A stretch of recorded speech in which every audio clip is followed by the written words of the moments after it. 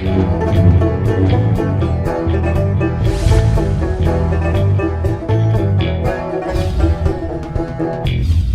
I'm the Deadwood Jedi. This is going to be another Raid Shadow Legends video, and I thought today I'd actually talk to you guys about whether I'm actually doing this fusion or not. I did do another video previously, which you can watch if you'd like to, where I go through Morrigane's kit and talk about her, pretty extensively about how good she is, where you can utilize her, that sort of thing.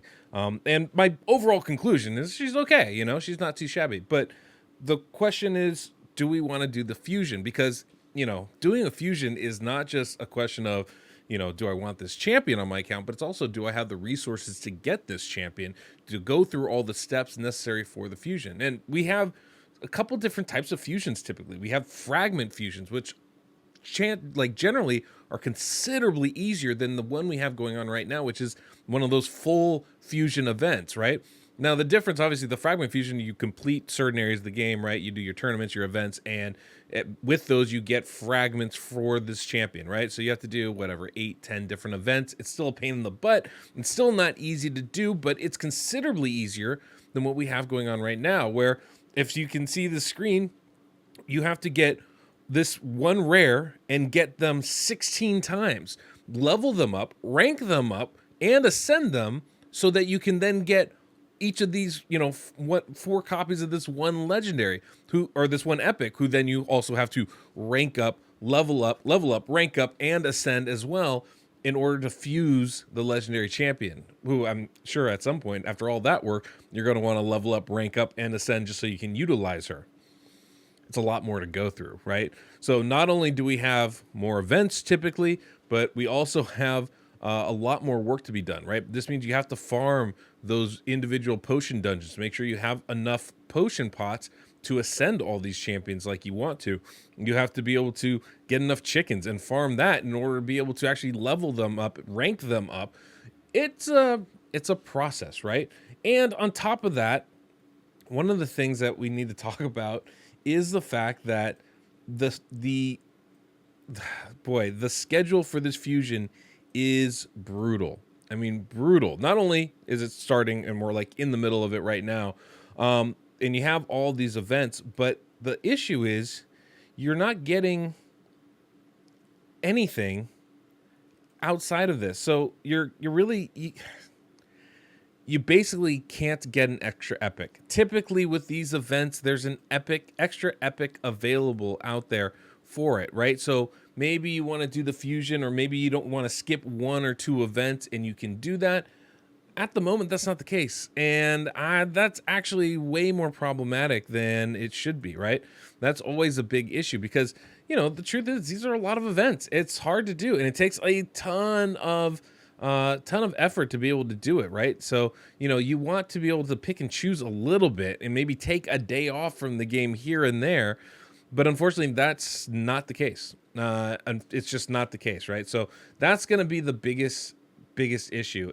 So if we take a look at this calendar, you can see that, yeah, you're going to be able to get Pathfinder Kate from all these different events, but there's no events that offer Basiliac Priest Ornn.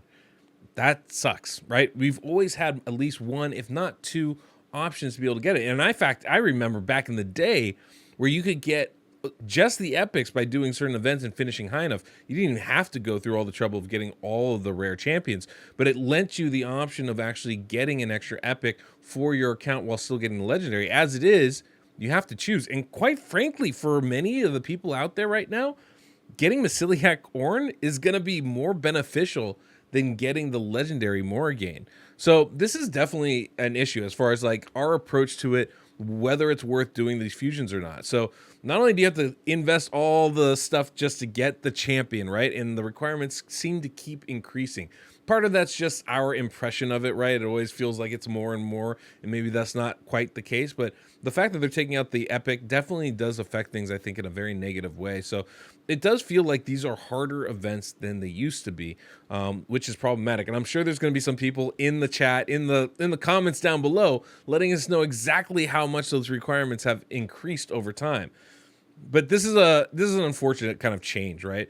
Now, one comment that I actually got on my previous Morrigan video that I thought was actually really on point was just the fact that this is not a game-changing champion for your account, and it's not going to be one of those must-fuse champions, right? If this was Underpriest Brogni or even Hellcat, all of a sudden I would be a lot more inclined to be able to participate in this fusion because this is going to be a non-miss champion. I don't mind putting in all my good resources if I'm getting a champion that's really worth it.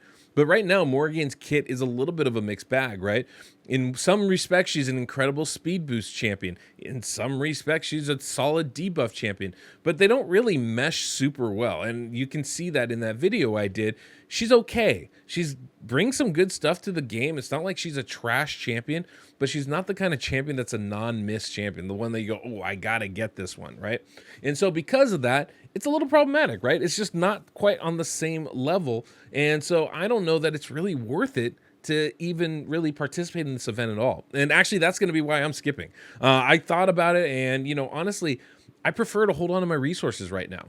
I haven't been spending as much on this game as I have in the past, and I kind of like it. Not going to lie. Like, I don't mind spending money on this game, right? This is my form of entertainment. If I want to spend my money on that, so be it.